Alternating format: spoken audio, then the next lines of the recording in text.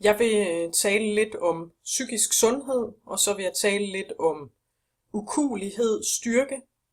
Det her det er lavet ud fra undersøgelser af, hvad det er, der skal til, når man skal klare sig rigtig godt. Og man har lavet nogle undersøgelser af mennesker, der klarer sig særlig godt i tilværelsen, for at se, hvad er det egentlig for noget.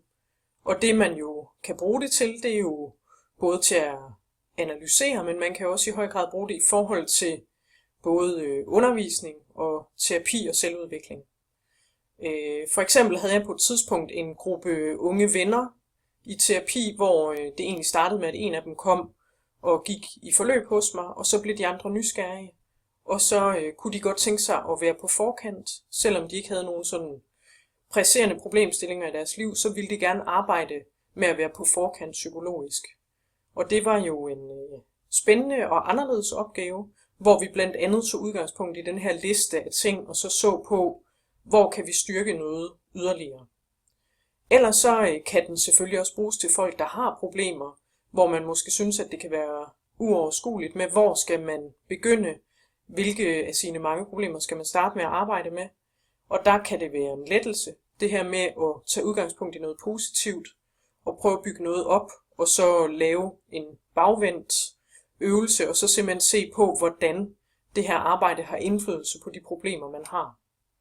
Hvis vi skal se kort på listen her, så den her liste af kendetegn ved mennesker, der er særligt psykisk stærke, psykisk sunde, så er det fælles for dem, at intelligens er en faktor. Altså både sådan den klassiske intelligens, men også i forhold til alle de livserfaringer, man har gjort sig. Så det er både sådan i forhold til ren IQ, men selvfølgelig også i forhold til følelsesmæssig intelligens, sansemæssig intelligens, det her med, om man har en god opfattelse, en realistisk opfattelse af tingene for eksempel.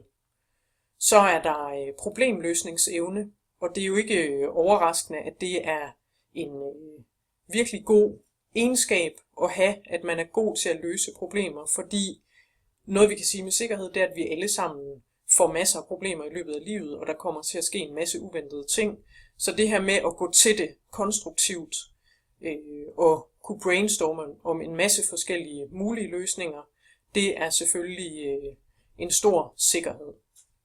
Så er der sociale færdigheder, og det er også helt tydeligt det her med, at hvis man er god til at begå sig, hvis man er behændig, hvis man kan falde ind mange forskellige steder, arbejde sammen med mange forskellige typer, rumme mange forskellige typer og kan begå sig i alle mulige sociale sammenhænge, så vil man selvfølgelig klare sig nemmere og have færre problemer, færre konflikter med andre mennesker.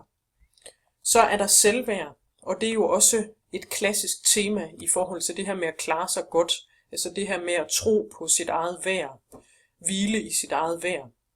Støttende omgivelser, det er jo både noget, man kan være mere eller mindre heldig med fra starten, men jo også noget, man kan lære, altså at skabe et netværk senere hen, at flytte sig fra nogle uheldige omgivelser til nogle mere heldige. For eksempel sørge for at pleje sine venskaber, pleje sine relationer, sit parforhold osv., og sørge for, at man har støttende omgivelser.